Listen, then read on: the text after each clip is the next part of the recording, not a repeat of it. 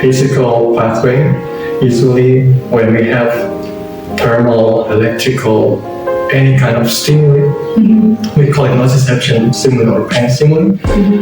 When we put our hand accidentally in the boiled water, we get this thermal stimuli. There is this nerve in our peripheral part. It's a nociceptive receptor that will collect this information, and this is the transduction process. They call it transduction. It's quite complicated. And then after that, this information will be transmitted to our brain, and they call it transmission process. And then our brain will perceive it, and we call it perception. And then modulation, where it will determine, oh, this is painful. Although in reality, when we accidentally put it, we're not gonna, is it? No, it's painful, right? Yeah.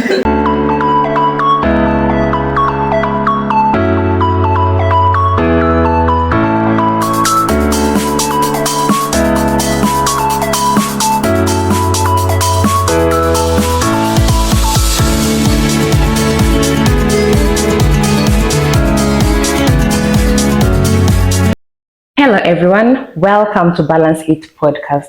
Balance It is a platform that empowers young men and women to live a purposeful life. We help you navigate through the challenges of life and gain stability in all your spheres of life.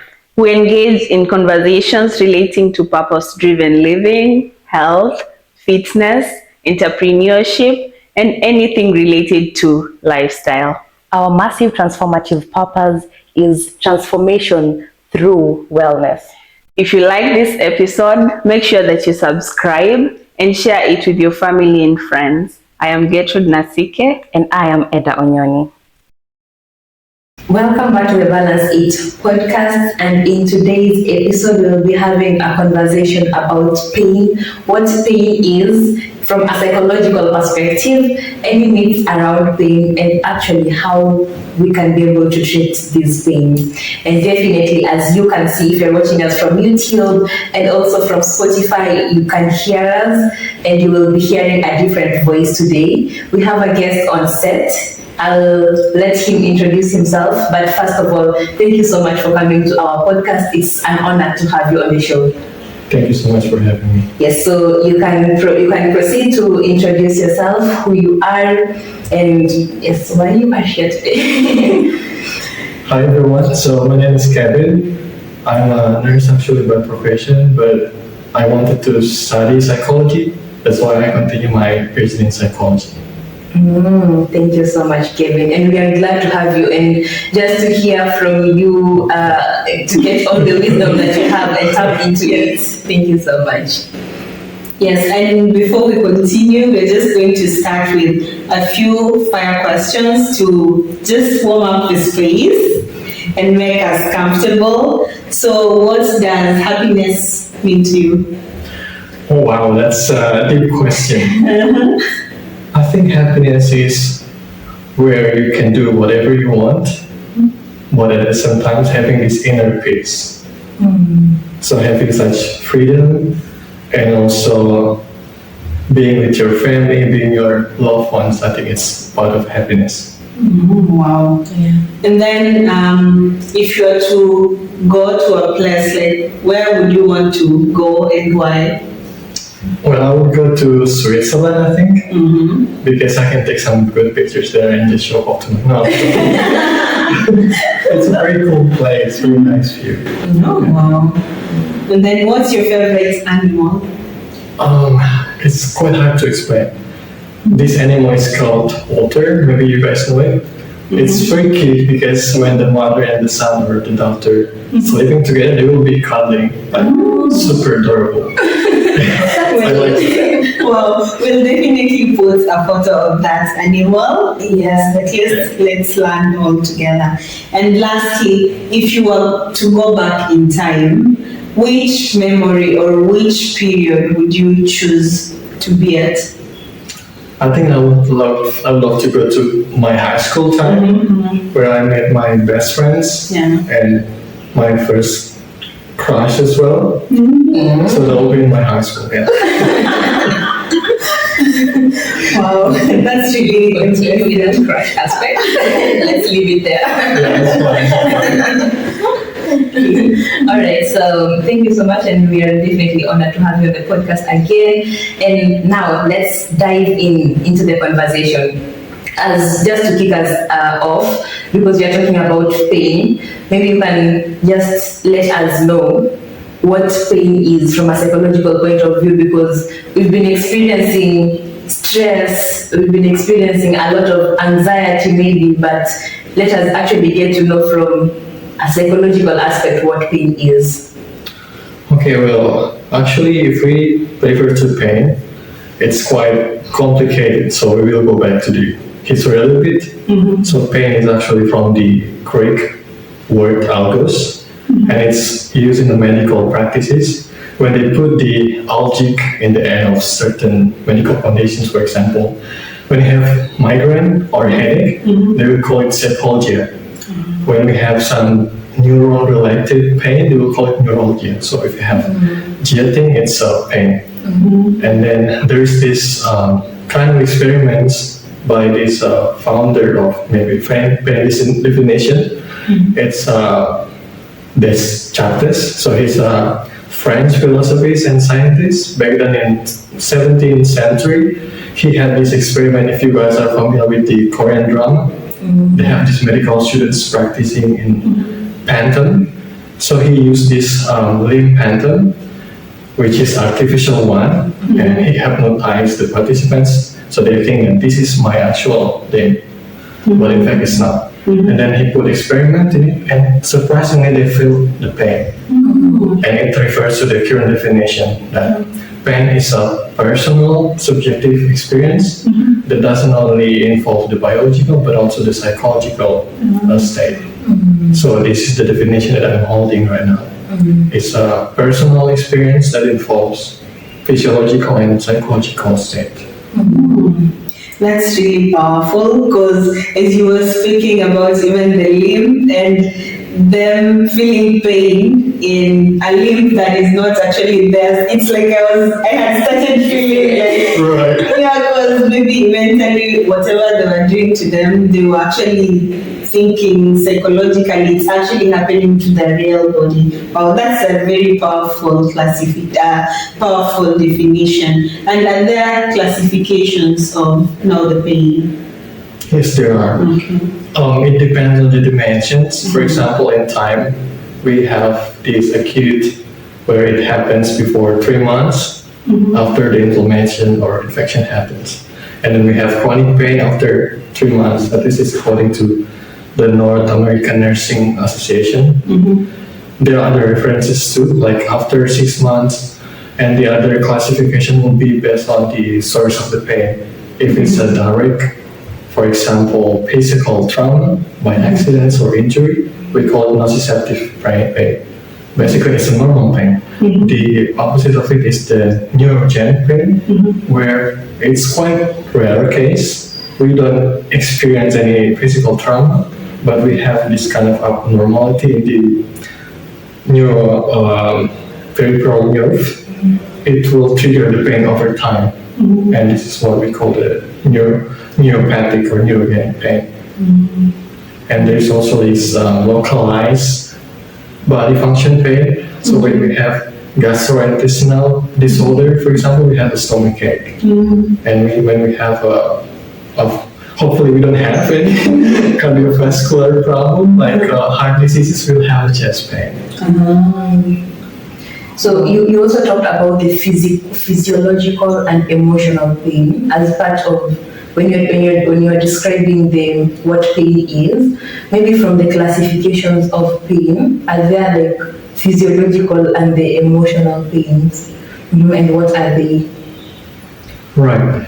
So we have this pain pathway that differ between the physical and emotional way when the pain can trigger. So for the physical pathway, usually when we have thermal, electrical, any kind of stimuli, we call it nociception stimuli or pain stimuli. when we put our hand accidentally in the boiled water, we get this thermal stimuli. There is this nerve in our peripheral part. It's a nociceptive receptor that will collect this information, and this is the transduction process. They call it transduction. It's quite complicated. And then after that, this information will be transmitted to our brain, and they call it transmission process. And then our brain will perceive it, and we call it perception. And then modulation, where it will determine, oh, this is painful. Although in reality, when we accidentally put it, we're not gonna, is it? No, it's painful, right? Yeah. And then the psychological pathway is more simple, I guess. It's they call it the gate control theory of pain. The gate will be open when there is a bad emotion happen, like anxiety. We feel fear, the pain will intensify. And the gate will be closed when we get a good emotion. Like when our boyfriend or girlfriend just say, "It's okay, I'm here with you." Okay, so let me the pain. Wow. Oh, that's really mind-blowing, because these are things that I really didn't know, and it feels so good to really understand this concept of pain from a health or a psychological perspective as well. And is there like a process of just being okay to have pain? Like, is it okay to have that pain? Right. It's actually okay to not be okay sometimes. And pain is something that we cannot get rid of because it relates to the immune responses. When we have some diseases or inflammation, they have these 5 kind of symptoms that almost always there. And I think it's in a Greek or medical term too. So the first one is physiolesa. It means there will be an adjustment for the function. So when we get an accident and there's something wrong with our feet, for example, we cannot walk as we used to be.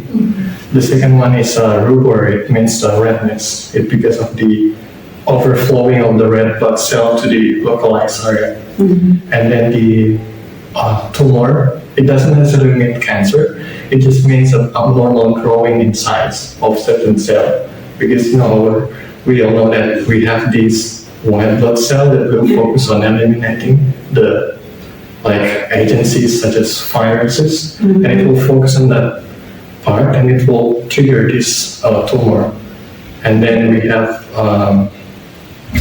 color, which simply means it's heatness. When we have dengue hemorrhagic fever, for example, it's identified by the fever that it has, or we will have a fever when we feel not very well. And then the last one is the dolor, which is the pain itself. So the pain will always be there. And we cannot simply actually prevent it, but we can prevent the acute one from being a chronic one. Wow. And wow. Okay, there is acute and then there is chronic. So why is it important for us to actually understand how this pain affects us, or even why is it actually important for us to understand pain in the first place? Why are we having this conversation about pain? Right. It's very important for us to understand this pain mechanism because there have been a lot of statistics about it that pain is the most reported health symptom, and I think you guys are agree with that. When we go to visit the doctor, they will ask, "What is your problem?" "Oh, I have my stomach hurt because I ate something dirty yesterday." Or when for example, grandma got arthritis, she will have the pain in the joint. Or when someone has, for example, cardiovascular diseases, they will have a chest pain. So pain is will always there. That's why we need to understand that mechanism. And if we cannot, it will lead to the second reason, which is chronic pain is the top 3, the most maybe frequent diseases in the world, actually. Because chronic pain is a lot, like cancer. Cancer will have a chronic pain. People with HIV/AIDS too will have chronic pain. People with arthritis, which has many categories too, will have chronic pain. So it's very important to like for us to be aware of that and prevent that from happening. Oh, wow. And I just think there's so many people who have a lot of myths and misconceptions around this concept of pain. Would you tell us some of these myths that surround the pain concept? Yeah, there's some misconception. The first one is that no pain, no gain. People think that if we don't do a lot of exercise to a certain limit, then we will not improve our muscle, for example. But it doesn't necessarily true. What if there is a dislocation or fracture that happened during the time? So it's very important to be aware of that too. Okay. Yeah, and then the second one, I think when they say that painkiller will lead to pain addiction, well, yeah, it's actually not true. Really? Yes. Because, I mean, that's true that side effects of drugs is also the addiction and overdosage. But with the prescription of the doctor that we follow, everything will be fine. The problem is when the pain prescription is not followed and the people tend to just randomly use the Google or YouTube to probably estimate the dosage and they want more and more. It will become hard, and we have this thing called pain sensitivity where the people will no longer be affected by the, let's say, the dopamine effect provided by this drug. That's how they will get addicted. There are many misconceptions about it. I'm really impressed by the one for addiction because it's something I've literally heard about it since I was small. Oh, do not use, first of all, for the painkillers, that if you use painkillers for maybe this problem, even if it's prescribed, it will get to a point where your body won't be responding to it or something. So that's why I was really shocked. It's actually a thing. It's good to really learn. Yeah, and hear from experts as well. Yeah, yeah. But I'm just curious to know, does it only apply for painkillers or other drugs as well? I don't know. Yeah, it applies especially for antibiotics. So you guys need to be careful when the doctors give you, for example, 3 pills for one day. You really have to stick to it. Otherwise, the germs, the bacteria will become immune to that because they will die because of the dosage given. And I think the good thing is we have this, let's say, alternative therapies, just in case that the pharmacological therapies are not or no longer effective or efficient. We have the psychological therapies, even some of them are integrated to digital therapies. We also have exercise-related therapies. There are many of it, like herbal too. Oh, wow. Then, in the same spirit, how can we prevent pain? Because I'm sure nobody likes feeling pain, of course. So, how can we be able to prevent pain? Maybe both emotionally and physically as well. It's a good thing to just accept that when something happens in our body, pain or the dolor will be one of the body response to it. And we might not be able to prevent the pain from happening, but we can prevent the chronic pain happening after the acute pain. Most of the acute pain comes from after surgery. Post-operative surgery usually will lead to the chronic pain. And we can do some other alternative therapies, such as the exercise. It's better to take some rest too, but not totally bed rest, not moving at all, because we need to move to left to right side to get our circulation working. And we also can use the mind-body approaches. CBT or cognitive behavior therapy is also available. There is hypnosis, although it can be used under professional licenses, or simply distraction and relaxation. I think that's the better one because everybody can do it. For example, relaxation, just take a deep breath, and then using distraction as well. So we just play games. Maybe there's some other alternative than play games. Yeah, and you've talked about mind-body approach. and also the cognitive behavior approach. Yes. Do you mind maybe elaborating more of that? Mind-body approach can be seen when we do a yoga practices, meditation, and when we do consultation. It's also a part of the cognitive behavior therapy. Well, basically, when we go to the psychologist and they just listen to us, it is a therapy already. It is the same. Yeah, but we have to keep it a secret so the client will come over and pay, right? Otherwise, there will be no client. It's really true. Yeah. That's really true. People should pay for the information as well. And so, when should we actually now see a professional in regards to pain? At what point do we need now to maybe see if it's a therapist or a doctor in regards to pain? Right. Yeah. Normally, when we have some sort of pain, it will be alleviated by itself. If we have a headache, for example, if it's a normal condition, just because of tiredness, then with some rest, it will be fine. But if it's more than 3 days, it's the rule that I use for myself. I will usually ask for a consultation with a doctor for that. And then there are other advancement technology to detect, because some cancer and brain-related pain, it cannot be detected by the conventional method. They use MRI or CT scan or something like that, just in case something undetectable.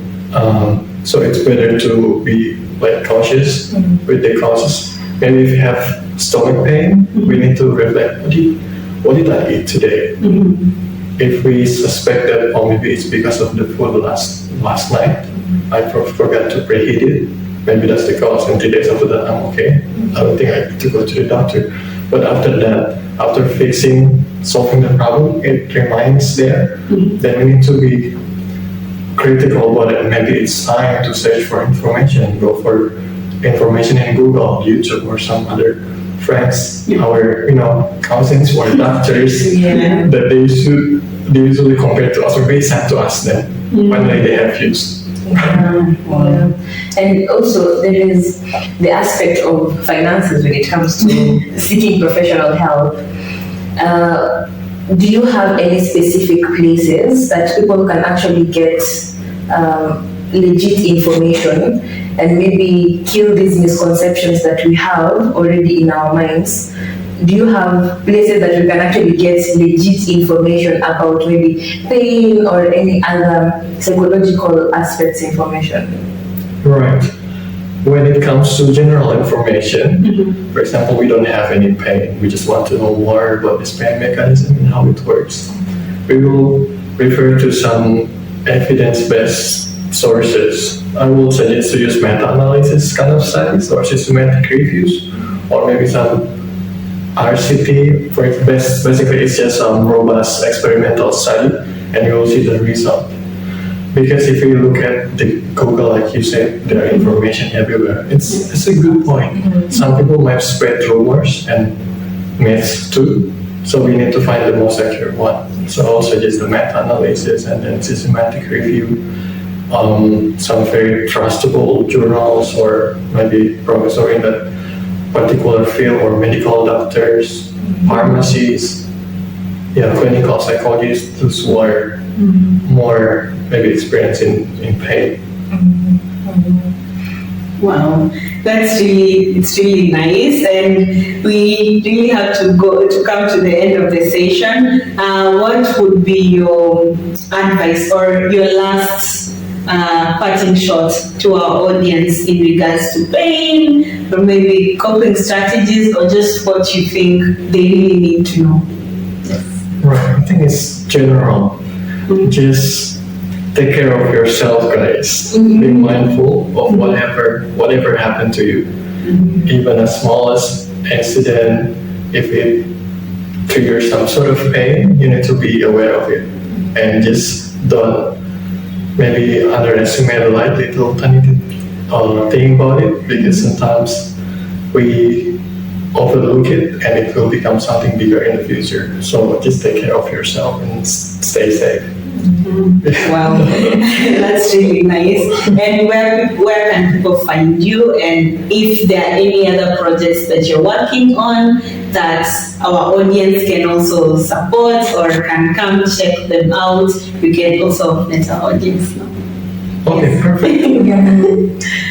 Actually, you can probably reach me out on Instagram or Gmail if you're interested in the pain study that I'm working on. Yeah. I'm trying to find how the hypnosis that is mediated by virtual reality can reduce the pain. And if you guys want to help and want to learn more, I'm very open to it. That would be great fun, of course. All right, we'll definitely put your Instagram username on the Oh, description. Yes. Your Gmail. Yes, we'll definitely put all the details in the description box. And thank you so much for allowing us to tap into your knowledge and also your wisdom. And Thanks so much for having me. we are really grateful. I'm grateful too. Yeah, that's really great. And just as Eda says, make sure you subscribe, you share with your family and friends, and help us also to transform lives through wellness. And until next time, bye.